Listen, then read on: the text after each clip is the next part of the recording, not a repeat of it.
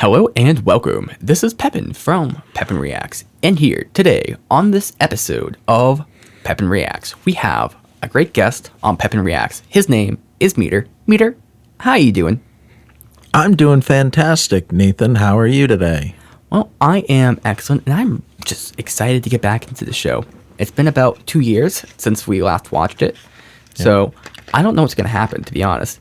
I mean, I forgot what happened. I mean, I think Walt was pregnant at one point. Mm-hmm. He lost his baby, and his baby being Skylar, and he's just confused and sad about what to do. Mm-hmm. Wouldn't you be? I mean, a little bit. I can understand his sadness. I just can't understand why he would create this situation where he'd just be like a flip-flopper. I know. You'd think you'd want to buy a house and just stay in it, not flip-flop. Yeah. And, you know, this whole plot line where he starts running for president, I mean, I get it. He wants to affect change, not just within himself, but within his community. But it seems a little extreme, don't you think? Maybe, but what better cover for being the head of a meth empire than running for president? Like, you're already the head of the FBI. You might as well go all the way. Okay. Well, I'm a little skeptical in that case. So, if you like the video, definitely leave a like. If you want to see more videos like this, you know what you can do. Ding! Notification bell. Or, if you even want, send me a message on Twitter. I won't respond. Now, let's get into this. I'm not sure if this can be a timer-based reaction or a sync-based reactions, or what I'm trying to say. Highlight. Yeah, that's what I'm trying to say. So,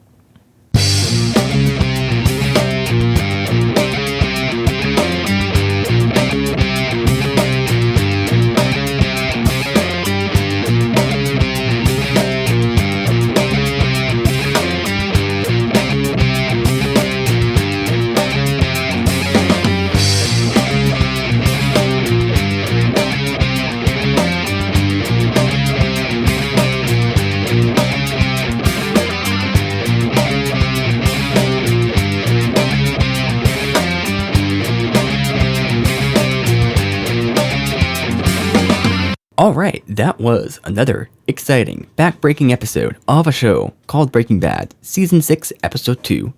Peter, what are your general thoughts? Great episode, awesome progression of the plots, new wrinkles added, and pushing the story forward and setting up for, I don't know, we must be near the finale of this season, huh? Yeah, I think we're 1 or 2 episodes away. Because I think there's 13 in this, and this was 11. Yeah. So, I think my general thoughts are a lot happened, and this kind of seems set up for a lot of payoffs here. Because it's like, I guess there's a lot going on here, and it kind of went quickly, but I think that's kind of the point of it. Like a lot of these motions that are being set into are like short time sort of things. Like, we have like Skylar and the baby, that's a very short time frame. We have like Walton's drug deal, very short time frame. We can see how short of a time frame like Jane went from clean to druggy. You know, like everything's just kind of like crunching down to the second. Yeah, but they're crunches of long-term things, right? Like a baby's a 9-month thing. This meth thing has been literally from episode 1. Jane's been sober for a significant amount of time. And so these are all things that have been of a progression, or it's like the final moments of stuff that has been built up for months plus. Yeah. Everything's coming to fruition, and it's all at the same time. Yeah, right. So just a confluence of different things. And I guess Jesse just hitting his lowest point, too. That's another thing. Yeah. Which he's been kind of doing that. He's been kind of like a teeter-totter a bit, but now he's just gone like super low. Yeah. I guess maybe an analogy there is kind of like, if you ever watched like a stone worker, or like something like these giant boulders, like they'll start hammering at one place and it doesn't look like anything's happening for quite some time. And eventually they do one final blow and the whole thing breaks.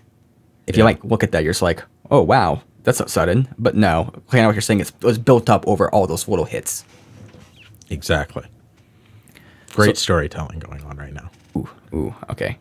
Well, let me tell you a story of how Gohan became a Super Saiyan 2. Okay, yeah. Yep. So So at the beginning, Dragon Ball 1. it started with Goku as he arrived on Earth as a baby. Nope, go back further. Okay. What'd you think? What'd you think of the episode? So I think the episode was pretty great. I was honestly a little bit distracted by some of the audio and technical issues I was having because, like, I kind of feel like an actor a little bit in a way that, like, I just not like I need to be aware of like what's going on the screen, but also if I don't actually have proper stuff recording, then all of the effort's kind of for nothing in a way. Yeah. So Yeah. I felt like my attention was kind of focused on two different things. I think Plight of the content creator. yes, yeah, yeah. And usually it's not so much of an issue, but when I start having all these little audio glitches, and you will probably be able to see it in the reaction, but it's like the video would all of a sudden start going back in time. The audio would kind of cut out. So I think I was maybe having more of a video issue there than like a audio issue, but it was getting kind of a little bit confusing for me. But I can still follow all the plot details. But you know, well, let's run through them. okay. So I'll let you set this up here with kind of the timeline of events. I really like when we kind of go through the timeline, like as things happen. So we're kind of recapping, especially if this isn't timer based. I think that would be very, very helpful. But it starts out with the combo situation. Talk to me about that.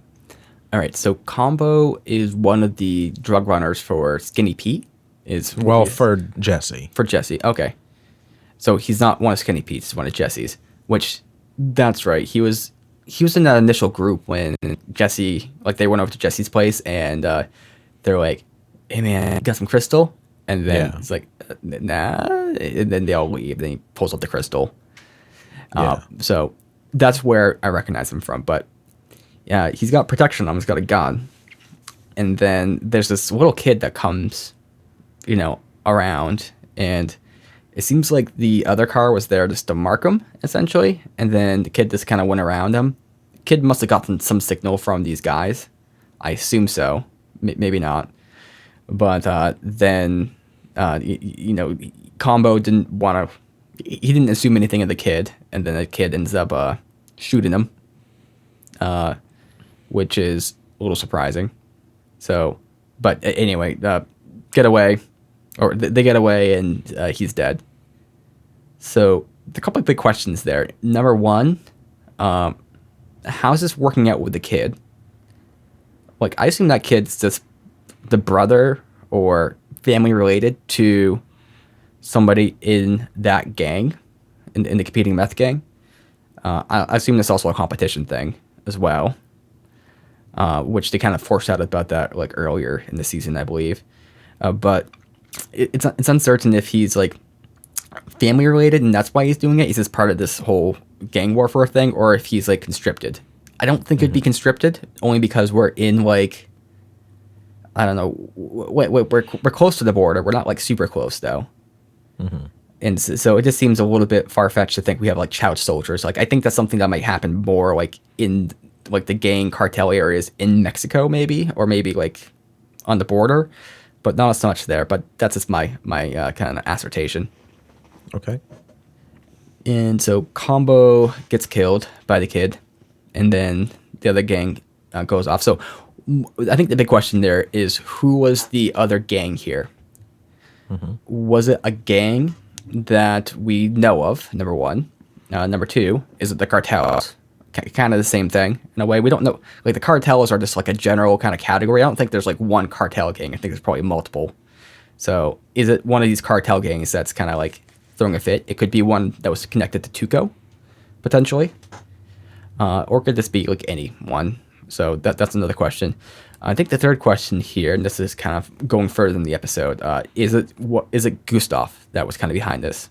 Maybe not him directly, but we know that he has like a big meth trade here, and he might be employing some power to kind of do this kind of stuff. So it could be Gustav as well. So those are my three big guesses. And Gustav ultimately might be connected with the cartel, so that might be like a 2-for-1. Give me your 0 thoughts, Meader. Yeah, I mean, it's shocking anytime you see in media like a kid being used in that way. So definitely a ballsy move by Vince Gilligan and the writers to use that, and very interesting to see what this is setting up for down the road, if this ends up being expanded upon, or if it's just kind of like a one-off thing of this is like a catalyst for a bigger thing, and it's kind of irrelevant, Yeah, yeah. The kid didn't seem too sorry. I don't think he seemed like it wasn't something he wanted to do, but he didn't seem like too bothered about it. Do you have the same impression? I mean, it didn't look like he wanted to be doing it. It looked like he felt like he had to do it. Okay, I'd say the same thing, but I feel like he had to do it, but I don't think he was like forced at gunpoint, or I don't know. There may have not been like extreme consequences for him, but he's kind of forced into it. Yep. Yeah, I don't know. That just So kind then of my Skinny sense. Pete quits, Oh, yes, that's right. Skinny Pete quits. and he says Badger's hiding out in California. So now they have no runners. And do we see Badger move out, or did he just No, like? that all happened off screen. Okay. It might have been a writing thing where they just had to write him out for some reason, or it might not have been. I'm not sure. Right, right. I mean, either way, that kind of happens in real life too. So either way, it kind of makes sense. Yep. So Badger ran off essentially. Jesse's kind of pushing forward with this whole like drug thing. I don't know what his impetus is though for it though, because it's like he's pushing forward and he's kind of being like a little bit like Walt here, like we need to expand empire, blah blah blah. But I don't know what Jesse's whole game is. Granted that he might have enough money to last him like quite some time here, and of course with this big sale, it'll do it too. So maybe it's just like features a grandeur, but I don't know if that would have been him a couple episodes ago. Yeah, I mean, that's just the path that he's currently on. I don't know that he's looking around past, this is what I'm doing right now. Yeah, so kind of lacking that context.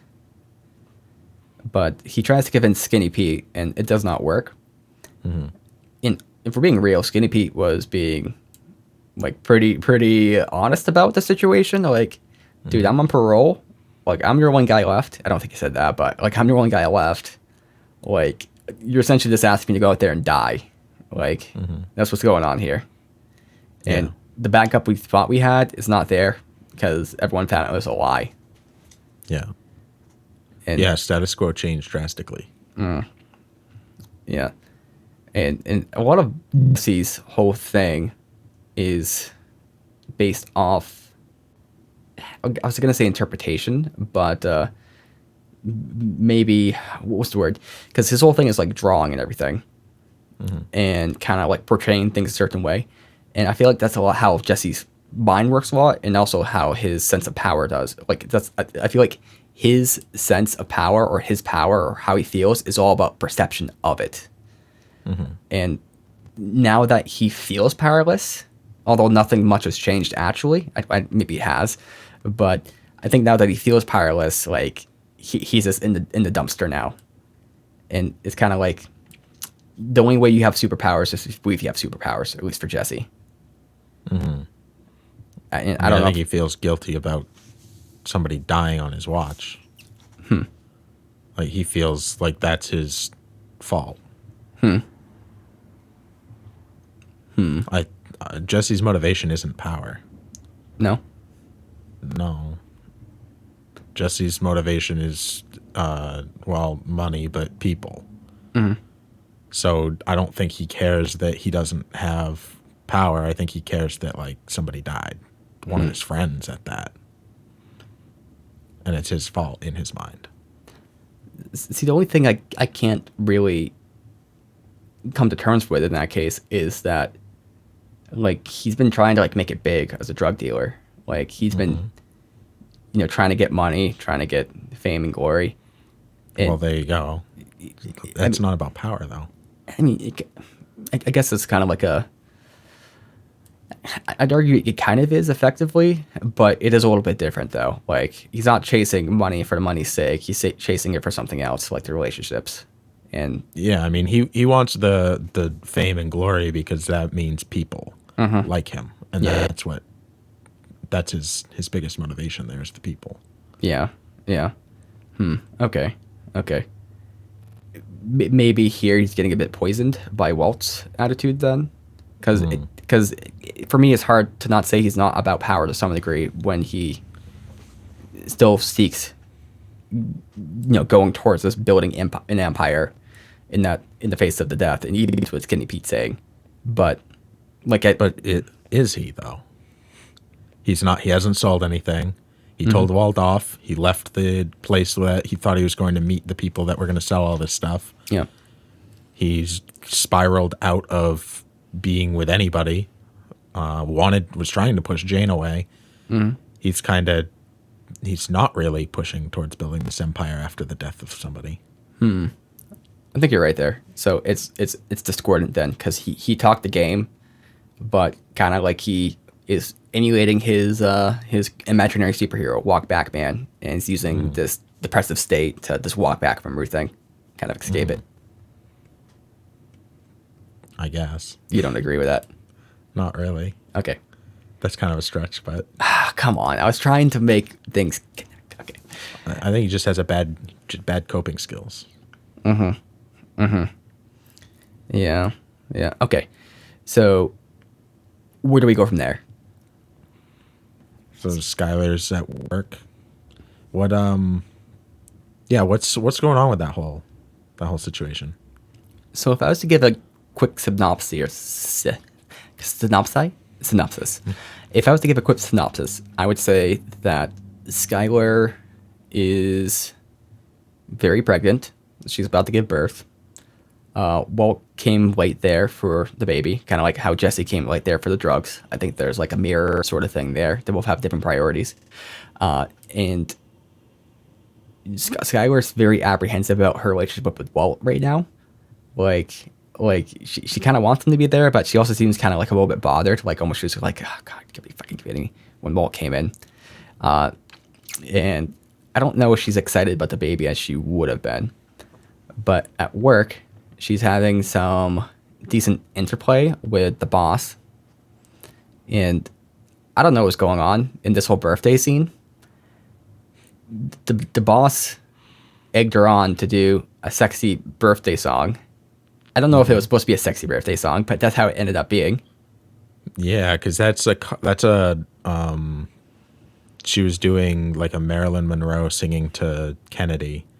Like that was a thing that happened. Oh, and yeah. she did that super sexy song, and he was like, do like you did that other time. So the implication there is that is exactly what he was asking her to do. Now, the last time, did she get egged into doing that as well? Or was it like... I mean, maybe. I don't know. It's not clear. I'm just not sure if that's the thing that happened at the birthday party or the party last time, or if this was something else. Can we talk about a couple of things? One, how wildly inappropriate that was. And two, how uncomfortable that would have been to be in that room while that's happening. I agree. I would have been very uncomfortable, but everyone else seemed like they were having fun.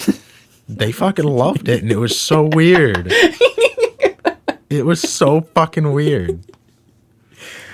It's like, okay, let's watch this employee who's pregnant do a sexy little thing and get really close to the boss and like almost Who's like begging her to do it in this big warehouse with everyone watching. Yeah, Real creepy. really weird, but everyone seemed to be about it, so maybe that's They fucking chanted for her. They were like, do it, suck his dick right here. Yeah. It's real weird. Yeah. Now, do you think that's a writing thing, or is it more just like okay, let me put it this way. Do you think that these people are just oblivious to the situation? Do you think that's the workplace culture, or do you think this is just a writing thing where they're trying to indicate that it seems like they're playing up the sexiness and everything to it because we know the context, but, it if this was like played out for real, that it would be a bit more mundane with how the office people would be seeing it. I don't know the answer to that. I think if they wanted to hide it, they would have hidden it. Like they could have easily done a side scene where she brings him a slice of cake and he begs her to do it privately, and they do it. Like, I think the idea there might be that like what they're doing is in plain sight, and it's not. They're not hiding anything. I see. I guess it also gives impetus for the people within the office not fighting against it. They're kind of forward. They don't care. They don't give a shit. Like, no one's going to be like, oh, this is preferential treatment or sexual harassment. They're like, we kind of like what we're seeing. Yeah, sexually harass her.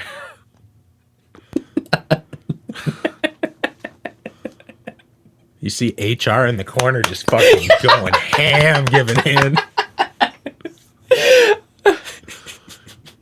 Round of applause from Human Resources. I mean, I'm imagining HR like, oh yeah, sing it. I swear to God, if she starts stripping, they'd just be like, I don't know, bowing down or something. Like, this is great. That was a fucked up scene. Yeah. Yeah. Pretty weird. But they both seem to enjoy it. Mm-hmm. And notice that the guy snuck a kiss in. And that was definitely taking advantage. But I think also, like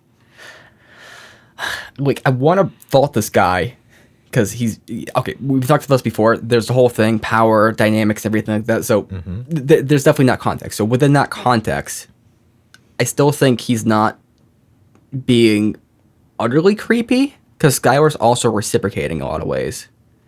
So, like, for me, it's kind of tough because if Skylar was just like a dead fish here, it'd be something, but Skylar's getting something out of this, and I don't think it's necessarily him. I think it's more attention and like some sort of sense of wanting and love. And so I think she's getting off on something else, not him necessarily, but it's like because after the scene, I think she kind of let that happen. She kind of liked being sexy. And then after, she kind of blushing, kind of had this like face of satisfaction, because I think she was happy that she was appreciated, and people were, wanting her essentially. And just to be clear, regardless of if they both like it or what, if it's completely consensual, whatever, it's still wildly inappropriate and it's still wrong because of that power dynamic. Even if they're both getting something out of it, it's still wrong. No, I don't disagree with that. I'm not saying you do. Okay. I'm just clarifying for us that you don't get absolutely destroyed in the comments. Okay, thank you. I appreciate that. Yeah, because my position is a little bit complex here. Well, because again, I don't think he's a good guy in this instance at all. But I'm just saying he's not like twirling mustache evil. Like it's not that level. It's more like it's more subcutaneous, or it's a bit more realistic level or base level. I don't know. Yeah. Yeah. So how does this progress? Because then they're the next time we see them together, they're talking about work. Yep. So she notices all this weird stuff going on, which they kind of hinted at this a bit. And so she's doing digging into the financials and finds out that somehow he's getting money and he's not reporting it. And his whole thing is like, work is my family, which is intriguing. And, I need to support them because jobs, blah, blah, blah. And Skylar is not about this. And she, essentially leaves. And you can kind of understand his position to some degree, because it's a little bit empathetic to have the situation where he has a failing business. All these people might be losing their jobs. And, I think he does care about his workers. I think he wants them all to keep going. And I don't think he's just like playing that for show. So I think that's true. No. Now, the means of committing a fraud, though, that's not good. You can't be doing that. So the ends he's willing to go to achieve his end, or the means to achieve his end, is not good. And I think my main thought here is this is just like a parallelism for the dynamic between him and Walt. Because same exact sort of thing here, right? Because Walt is committing fraud. He's doing illegal stuff, getting money, putting off on the side, and then using it to support his family, right? Same exact sort of thing.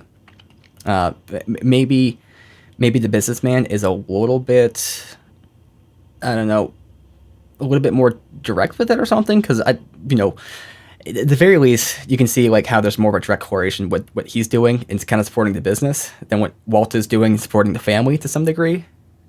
But I think that's kind of the parallelism there, and Skylar kind of standing up for that and being against it is kind of foreshadowing or kind of like telling the audience that Skylar would be 100% against Walt selling meth in order to support his family. It's not right, and she would leave him for that. Though that gets complicated because she actually came back, it seems.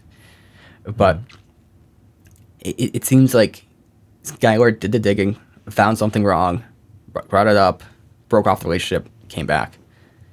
But that's kind of my greater context for this, because this scene wasn't necessarily about what's his name? Ted. It wasn't necessarily just about Ted. I think it was also mostly about Walt and the dynamic between Walt and Skylar. Tell me what you think of my thoughts and any thoughts you have. How off base I am? No, that seems perfectly accurate. I think the big difference, though, comes down to when Ted gets caught out, because in both situations, right, Skylar digs and finds, hey, you're doing something unsavory. But in Walt's situation, he continues to lie and shut her out, even to the moment, to the point where they're like, okay, we're at an impasse. Neither of us is ever gonna, like, you're never gonna tell me the truth, is kind of where Skylar's at right now with Walt. But with Ted, when he gets called out and she's like, here's all the receipts, literally and figuratively, he's like, okay, you got me. Here's the truth. And he's like, I don't want you to go. And she's like, I can't be a part of this. And then the next day she's back at work. So she is willing to be a part of it. But the difference is Walt continues to lie and seclude her from the truth. And Ted is being honest and tells her the truth after, granted, it's after they've been caught out. They both lie through their teeth to her face several times for long periods of time. But eventually Ted admits and Walt doesn't. Yeah, that's an interesting dynamic, because she's even willing to accept it. But the fact that he was as honest with her, I think, made the big difference. And like, maybe she wouldn't be willing to put up with that shit before all the stuff happened with Walt, but I'm sure that's kind of affected her just a character and everything, and what she's willing to accept. Yeah. Interesting. Yeah, and she comes back to work, but she seems miserable too. Like she's having to live in the bed she just made. Yeah. I mean, at minimum, she's just very heavily considering her situation. Like, what do I do? What's the right thing to do right now for me? I think that's kind of where she's at. Yeah. And she said that she wouldn't report him. She did. Yeah. She did say that. He's committed, what did she say, $1 million in tax fraud? Yeah, something like that. And Walt's about to sell $1 million worth of meth? Oh, really?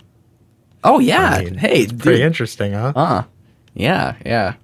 So on that exact same scale, now granted what Walt's doing is a different type of illegal, because it's illegal down to the very core of what he's doing, whereas Ted is doing an illegal thing within a legal situation. But, regardless, both of them are prison time. Both of them are on the same money scale. Yeah. Both of them are for the same reason.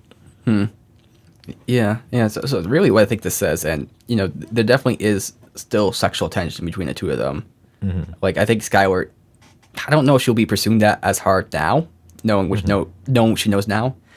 But I think it does kind of give an indication that if it's between an honest and a dishonest fraudster, she'd prefer the honest fraudster, which I think makes sense. It's kind of like a bad comparison. Obviously, better to choose none, but At least honest to her. Yeah. At least being willing to clue her in and not insult her by being like, no, what you're seeing is not true. Like, completely gaslighting her. Ted's just like, okay, you fucking cornered me. I get it. And Walt's like, no, I was naked in a drugstore. Like, the lengths Walt will go to lie to his wife is unfounded, limitless.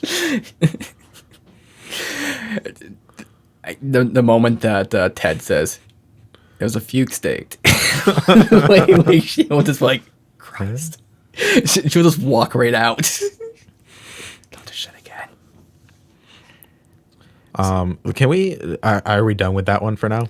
Let me just think here. I think the only other thing is the baby's on its way, Yeah. and she did call Walt. So to me, that means that she still thinks that Walt should be a part of this, and she's not pushing him away fully. I think she is kind of like at her wit's end with him. She's kind of given up. Like, she was very distant there. Like, when Walt and Skylar what I'm trying to say, parted, there's a bit of distance there, and she was kind of making it clear to Walt, like, hey, I don't really care about you much right now. Like, and we're kind of getting distance. It almost kind of sounded like divorce was on the table to me, like preempted. And I think she's also trying to like incite a little bit of jealousy by bringing up Ted and everything. Though she's trying to keep that to herself too. So maybe I'm wrong in that, but I think she was okay with Walt feeling jealous there. And Walt kind of got a little bit like off kilter, and then he kind of went in for the kiss. And it's almost like he's like realizing his relationship's kind of on the rocks here. And he's trying to like test to see if she still loves him by kind of doing that. So that's my only other thing to talk about there. Well, I think we should go back and talk about when Walt and Skylar were at the doctor. Oh, yeah? When not the ultrasound, because we haven't talked about Walt's prognosis and that whole decision. Oh, yeah, yeah. So this is where there's the whole thing where they say it needs to be I'm pretty sure what there was a lung abstraction. Okay. Right? Am I wrong? I have no idea I think they said what a lobectomy. Yeah, lobectomy. Like a bectomy is like removing, or an entire lobe of your lung is removed. Yeah. Yep. Yeah.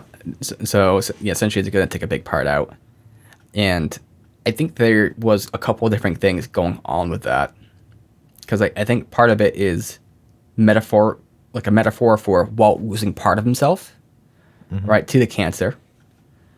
And then part of it also is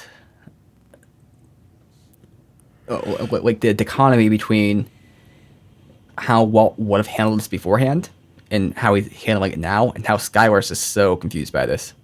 Like, how does this make any sense? Because he asked about the money, and then it's $300,000 or something like that, and then instead of Skylar being like, instead of Walt being like, oh crap, no, I can't do that, and Skylar having to solely convince him, Walt's just like, yeah, let's do it. Skylar's like, shouldn't we talk about this? And he's like, no, nothing to talk about. And that's just got to be like such like a hit in the face. It's so confusing because she doesn't understand him, and also he's not even willing to discuss this with her. Like, that's also got to be really confusing. Yeah, and I mean, she doesn't understand him because he won't let her. He refuses to let her in on what's going on. I mean, it's not just him losing a part of himself to the cancer, right? It's also him being willing to completely remove the cancer. And taking the risk in order to do that, financial and physical, to be able to completely remove the cancer. Because they're like, we can do this, or you can wait and it will come back eventually. And he's like, no question then. If it's going to come back otherwise, get rid of it. I guess in that instance, the cancer is kind of I'm going to say the analogy of the fly. I don't know why.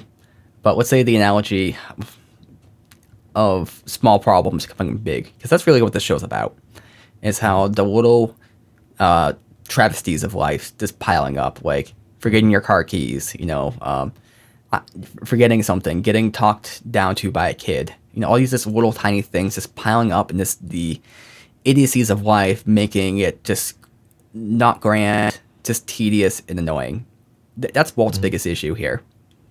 And the cancer just kind of like showing up again and again, is having constantly to deal with it and just kind of just be there. Just it's so tedious and so annoying for him. And this is kind of what I've heard a couple places, that he does not want to deal with that at all. He would rather just stamp out the cancer. I think the cancer is kind of a metaphor here just for like little problems in general. Just little bureaucratic, tedious, pointless shit.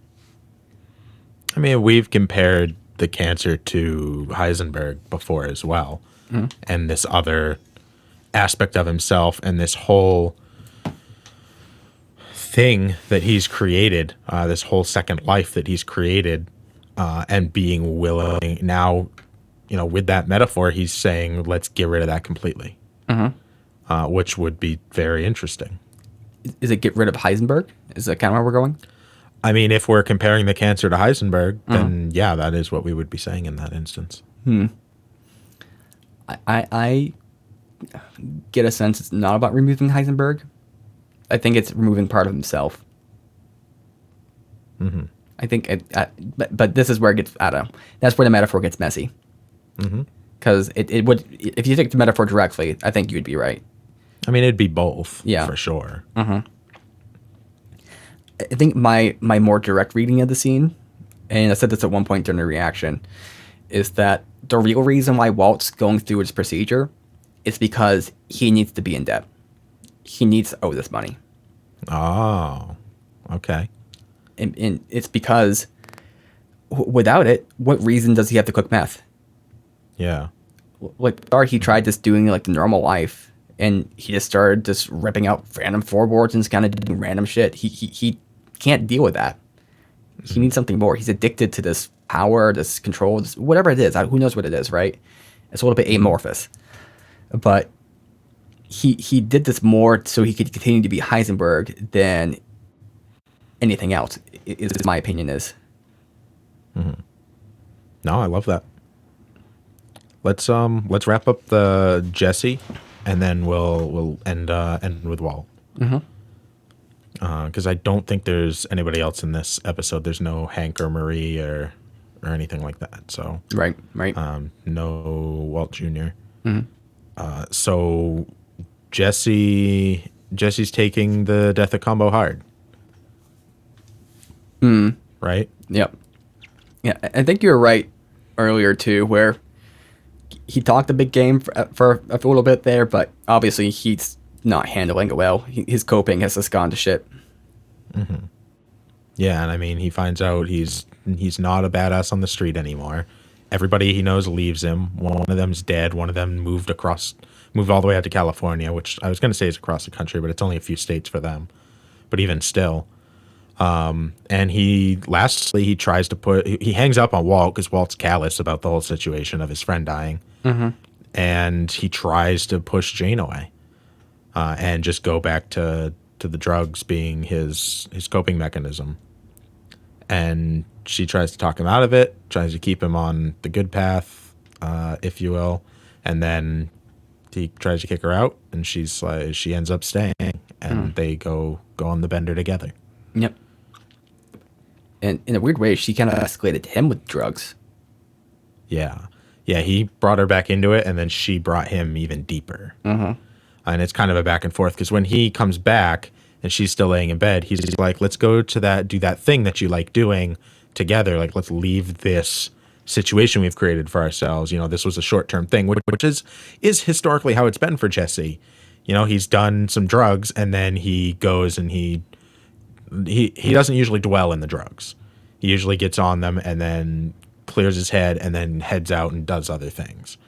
But she says, yeah, let's go to the George O'Keeffe Museum, and then immediately leans over and starts smoking meth. Yeah. And then the next time we see her, she has heroin. Yep.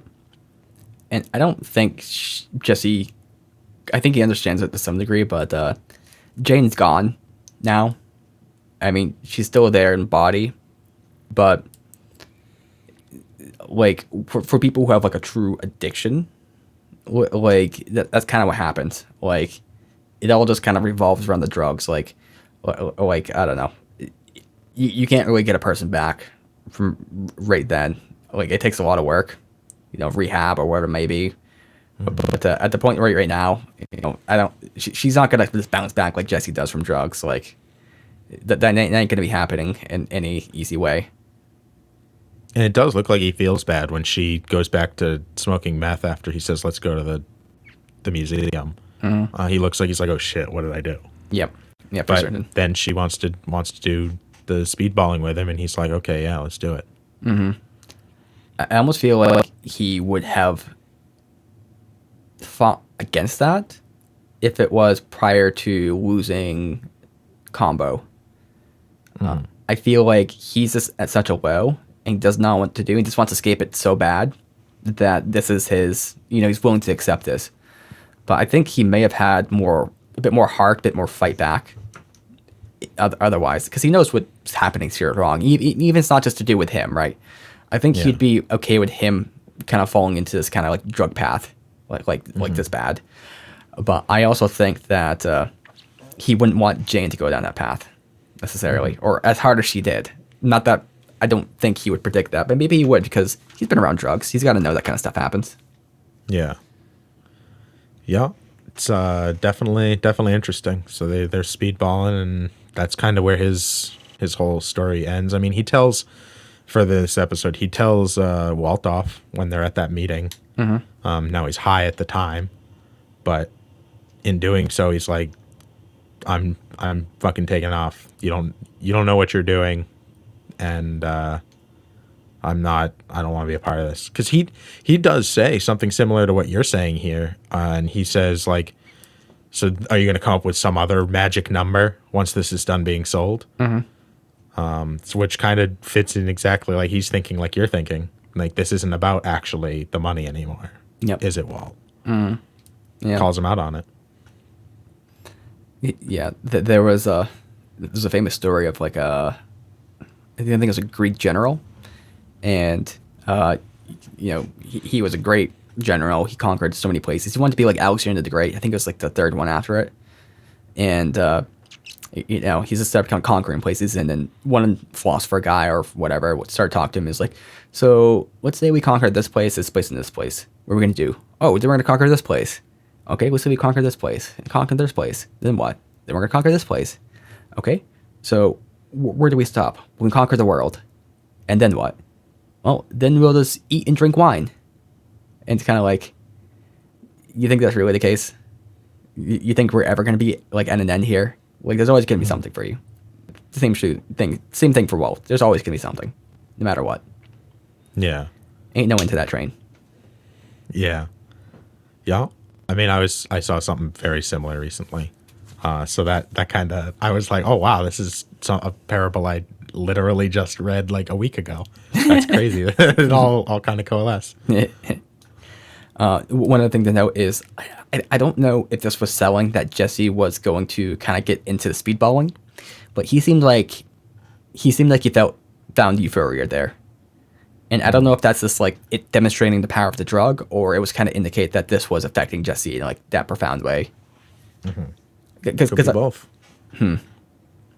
Because I've heard that certain drugs just do it for certain people. Like if you hit that certain right combination, like it's just kind of like a natural addiction. Like maybe you smoke weed, maybe you do some meth, and you like it fine, but it's not anything. But then maybe you do coke, or maybe you probably not coke, but let's say you do heroin, right? And heroin just fits your neurology in just the right way, where you become like a crazy addict. That could be the case here with Jesse. Yep. Yeah, maybe it's not his thing. I think that's Jane's thing for certain. Yeah. Yeah, it'll be interesting to see how and if this progresses, especially now with all of the meth gone. Which leads us to Walt's story. So we see the first scene of him and the doctors. He makes his decision right then and there on the spot, not consulting his wife. And then and then Combo gets shot and dies, and they have to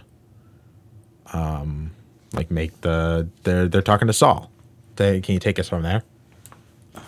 So Saul he's kind of like the doctor for like drug businesses. he asks the right questions, gets the symptoms, and he correctly identifies what the issue is with their business, which is, they suck at it. And then he knows a guy, and they've had this idea, like, getting in touch with a distributor, but they have not been very good at that. So the fact that Saul is just great at this, it gives them a connection. Well, also their last distributor was Tuco. True. So they kind of turned them off to it. Yeah. And if I'm being real, like, we really need a character in the show like Saul, because the show has not sold Walt and Jesse to be very good with decisions. And that kind of came a little bit later with Gus, in his assessment of them. And I don't know if the show was deliberate in that kind of direction from the beginning go, but honestly, it's kind of fulfilling to see, because you walk back to, like, all of their decisions and how, like, careless they are. Like, they should have been caught, like, a long time ago. Surprisingly, they haven't been. So and maybe they would have if Hank wasn't the one trying to catch them. So, because Walt kind of has a leg up in that situation, where his brother-in-law is the DEA. Oh, that's true. He's got some info inside. Also, he's got protection too. He has protection because Hank will never suspect Walt. Like, we've seen that. Yeah. So that's true. So they get the distributor, or they get something set up for that. Walt seems a bit distant with Skylar and everything, kind of touched to that. He seems like he's legitimately happy for the baby, though. I think that's true. Yeah, definitely. So it's good to see. He's so sketchy at Dos Pollos Hermanos. Mm-hmm. Like, he's just, like, mugging everybody in the place. Like, yeah. And it's kind of like Gus was saying, like, you're so bad at this. You're just terrible. Yeah. 100% true. Jesse shows up tweaking late and then leaves immediately. Yeah. Gus is like, no, I don't want to do business with this guy. Yeah. Walt got really lucky the second time he came back that, like, Gus happened to be there, because he's not always at the restaurant, it seems. He's got 14. Yeah. And let alone, he's probably not always at the restaurant. He's probably all the other time just doing selling drugs or something. Running the other business. Yeah. But the second time he goes back. Okay, so he talks to, when he gets denied the first time, he's like super mad and starts yelling and stuff, and he's kind of like throwing like a crybaby fit, I think. Yeah. And Saul is very direct with them, and then he gets told no, and then eventually he goes back there, and he's just kind of like has a little bit of a hunch, it sounds like. And he gets a suspicion of who it was. I think he already had the suspicion, to be honest, when he went there. That's the only thing I can guess, because what's the likelihood that it just so ends up that the same drug dealer is going to meet you there, unless it was like the person you saw that was working there? That's just my thought. I mean, he had no other leads to go on. That's literally all. He doesn't even have a name. That's all he has. So to me, that's kind of like an act of desperation. I'm just going to sit in this chicken restaurant all day and hope something happens. Especially where he just accepted a $200,000 bill. Yep. Plus baby bills, plus everything else. Yeah. I had some suspicion there was the restaurant manager. You did. You said it. And there was a very cool scene they had in there, which was kind of just telling it 100%. But they had Walt looking into the window. You see Walt's reflection, right? And we see Gus standing above them in his reflection. And it's kind of like a little bit dual there, kind of seeing the reflection of the person, kind of like there's the face and also like, what reflects, right? And there's also the Visa MasterCard sort of thing in the bottom right. So it's kind of connecting, number one, power dynamic there, right? Gus, then below Gus is Walt, and then below that we have money. Money's kind of at the bottom, but it's still an essential part of this like framing here. It's through the window too, which you brought up that windows were a very important theme this episode. It seemed that way. Everybody was looking at each other through windows. There's at least three different times I can think of off the top of my head that happened.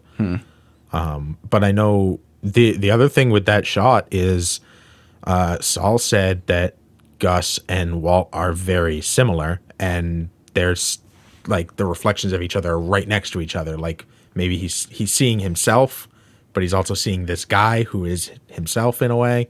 Like Gus is a reflection of him in a way. Right.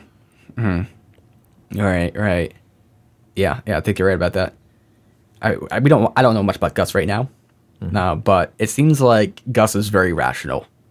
But it also seems like has far better business sense than Walt. Yeah. Like I think Walt's got like the genius, but I think Gus has the practical knowledge. Is what it kind of seems like right now. Like Gus is running a business, like a very big business. And his business is probably somewhat upfront for his other business. And, he wasn't just... He was actually, like, seeming to do stuff for that restaurant. Obviously, he was there for Walt, but he was there on the day that Walt wasn't even there. Or Walt wasn't even supposed to be there. So, it looks like he's just managing that restaurant business. Yeah. So, he's generally competent, and... We see Walt kind of doing some teaching type stuff, but I don't know. I feel like there's a little bit of a weird distinction there as far as like, I'm gonna say work ethic, but kind of like, I feel like Gus probably can work a little bit better than Walt does. We saw Walt in the classroom 3 times in this episode. Only one of those times was he teaching, and during that, his other business phone was ringing. Yeah. And it was actually disrupting his teaching. So every time he's at work now, we don't actually see him teaching. Yeah. We see him doing his other job. Yeah. That's a great point. Which is why during the episode, I'm like, oh, Walt actually still teaches. It's like, we don't see that anymore. I don't know how much he's actually in the classroom. Like, is he there all day and all these other things happen in the small bits of time between, or is he doing other shit all day? Yeah. Because he sits in a chicken place for most of one day at least. It's kind of like one of those animes where they're in high school, but you actually never see them in school. Yeah, exactly. Except for that first scene when the Death Note falls. Ooh, yeah. So, Walt has a hunch. He goes there.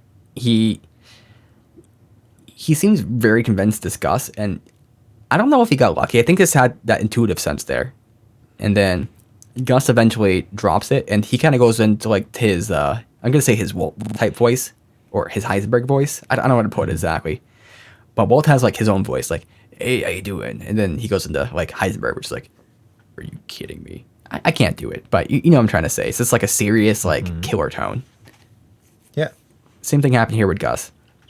And I'm surprised Gus did that, but maybe it's because he doesn't fear Walt necessarily.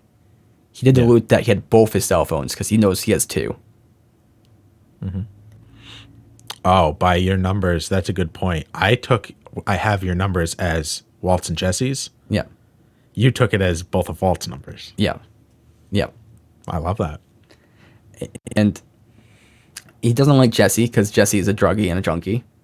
Yeah. Walt did speak some truth there, which I think kind of convinced him, like, I trust him, he'll do what I say. Which sounds a little bit weird sounding, because it sounds like he's controlling Jesse, which is true. Just still kind of a little bit weird. But it seems like this is a little bit convinced, especially by the amount. But I don't know if Walt's going down the wrong path here. I think he's convinced by the product. By when Walt's like, you could sell it for double and people wouldn't even bat an eye. They'll pay it immediately. Yeah. So your profit margins are going to be through the roof. And then saying, you'll never have to deal with Jesse. Let me deal with my side and you deal with your side. Yeah. I feel like he might be getting into bed with the devil here. Yeah. Because I had this idea about Saul, which is that, like, Saul was going to Like, I thought Saul was going to be a meth dealer from the cartels. Like, that's what I thought he was. That's not who he is at all. But I think the character I thought Saul may have been may actually be Gus. Because I think Gus might just take him hostage and force labor on him. We don't know how Gus is here. Like, he could just be like a straight-up businessman, which would be interesting. That'd be very good for Walt's dynamic. But I think this might be, like, even worse than Tuco, like, on some levels. Like, very stable, but just, like, I don't know. Kind of how Saul thinks of business. Because the way Saul would think, I don't think Saul would recommend slavery necessarily. But I think Gus might be like, okay, we need you as a worker, so you're going to stay in this factory here, and you're going to cook meth. This is what we need you to do, and we got your family on the line. Yeah. So, but we don't know enough about Gus to really draw that conclusion. But I just feel like things are, I'm not going to say too good to be true, but I feel like things aren't going to play out the way that Walt's thinking they are going to play out. But anyway, so he takes the deal, right? He says he says pollos. That's all he says. Yeah. And then Walt goes and runs around like a fucking maniac, asking everybody for Gus, which is insanity. That you're trying to do a meth deal, so you go up to the manager and you're like, "Can I speak to the owner?" Like, no, it's not a complaint. Like, it's so I don't even know his name. That's so sketchy. Yeah. Ends up working though somehow, but I think it's because Gus may have had some intrigue. Yeah, maybe the only reason. So he has 1 hour? Yep. To get the product, bring it to a spot, and he'll make $1.2 million. Which is pretty big. Takes off, tries to call Jesse. Jesse's speedballing, so he can't get to Jesse.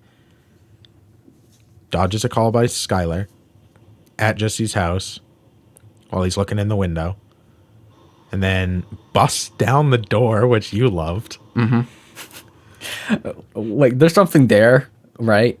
And it's definitely a bit. You can see the extreme, and it's certainly there's a metaphor there. Like, he's busting into like Jesse's life, and busting into people's homes, like something about that, right? But it's this. Ultimately, it's just kind of comical. Wakes him up just enough to find out where the drugs are. Gets the drugs, then finds out that the baby's coming. And great acting in that moment, right? As he reads the text and then smiles, he's like so happy, like, oh my God, I'm about to have my baby born to the world. And then he's like, oh shit, and I can't be there. And then he has a decision to make. So what does Pepin do in that situation? Well, this is a tough question. Yeah, of course it is. This is where Walt's at. He's in a tough fucking spot. What do you do? Well, ideally, you don't get into that spot. Well, because it's tough. Because if I'm in Walt's position here, right, I would do exactly what Walt did, right? Okay, so you're selling the meth. Yeah, I'm selling the meth, right? But ideally, you don't get into Walt's position because obviously, Nathan, you've kind of Walt forced. Didn't want to be. Walt didn't want to be in Walt's position. I kind of did. I mean, okay, I'm saying you can't put yourself in a position where you have to make that kind of choice between doing that. Okay, fuck myself. They had a date. Yeah. For when the baby was coming. It wasn't right now. He didn't know. Yeah. He also didn't know that deal was going to be, you have 1 hour, go. Like, everything just kind of happened all at once. Okay, I'm gonna throw myself a softer ball here, and of course you are. I'm trying to think about this. Let's see. Let's say my girlfriend or whoever was pregnant with a baby. They're about to deliver, and I had like an important work meeting, where it could determine the fate of the company. Yeah. And I'm needed there to sell it. Do I go to the hospital, or do I go make this fucking awesome deal? Yeah.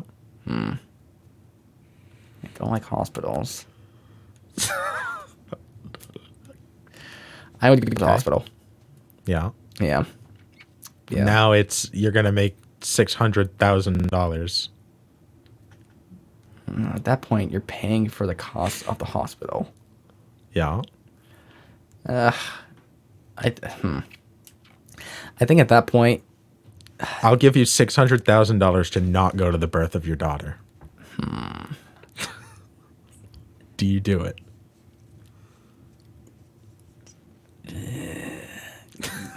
See, that's a hard fucking question, right? Yeah, it's tough because so I know a lot of people would just say, of course, I would just go to the hospital. Who cares? It's not about money, right? But I don't know. I think when you say that, you're not really thinking about it per se. You're not being fully honest. And maybe some people are. Maybe some people just have a better sense. But I could see ultimately, I think if I was in that circumstance, I would go to the hospital, like for real. But it's not easy. Certainly not. So he packs everything up, and that's where the episode ends. Yep. He leaves.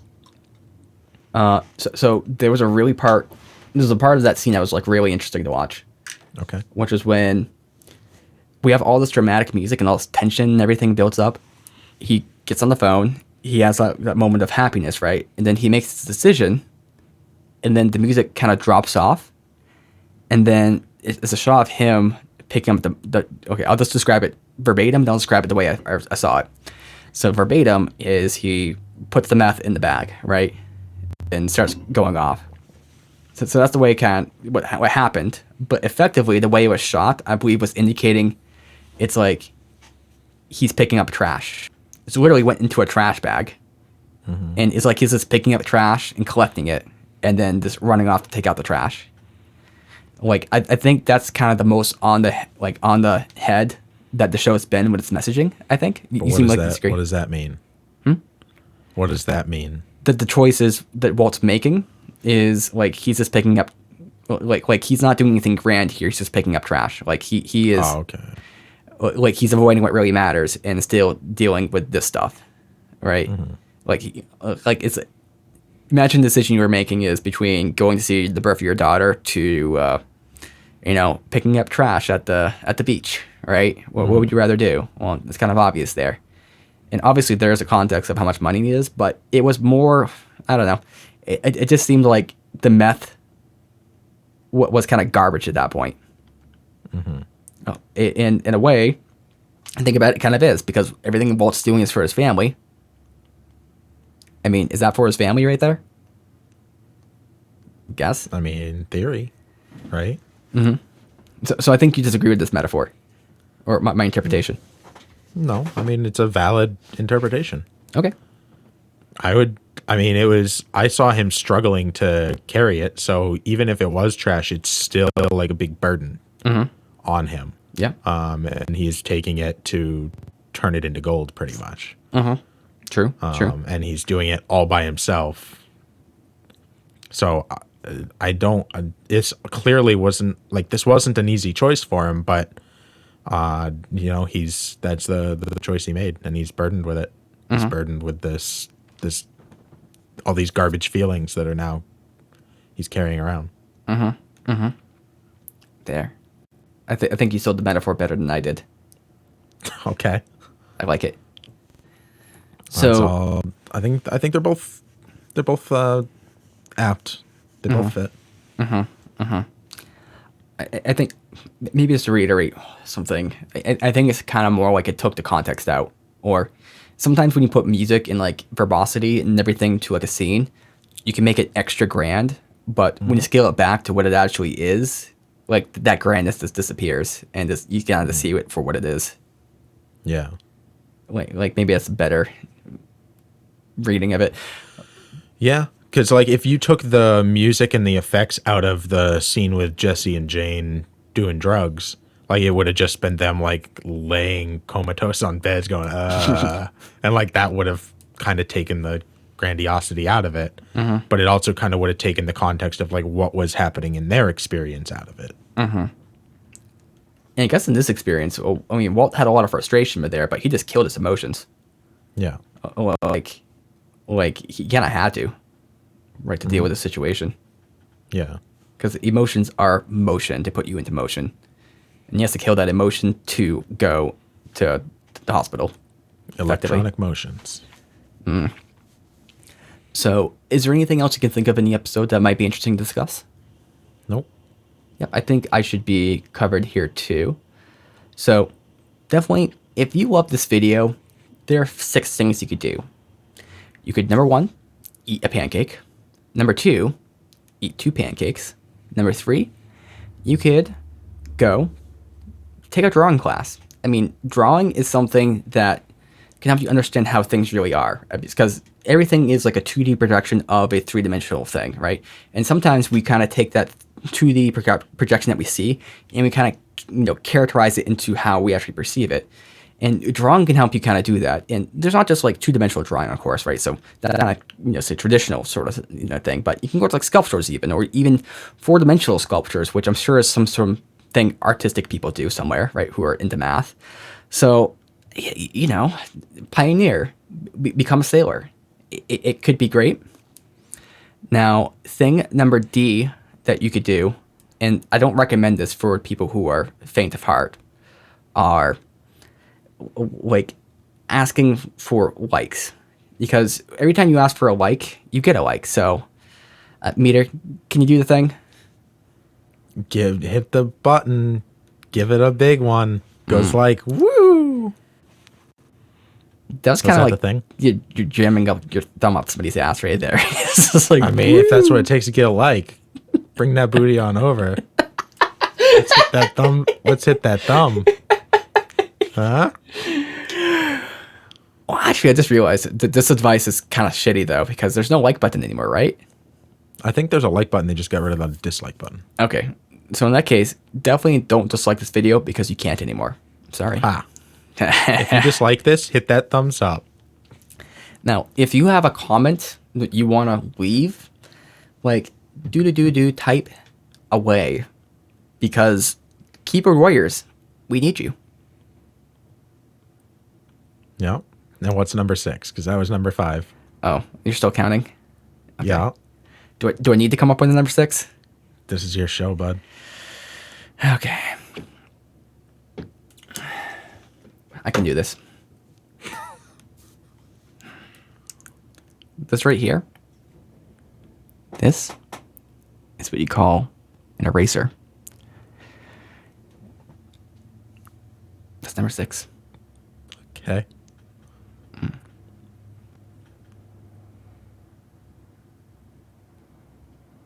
So, definitely, you guys, check it out next time on Pepin Reacts. We're going to watch more of this awesome show called Breaking Bad.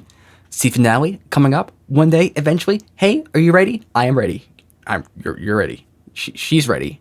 Who's she? The baby. Because Pepin Reacts.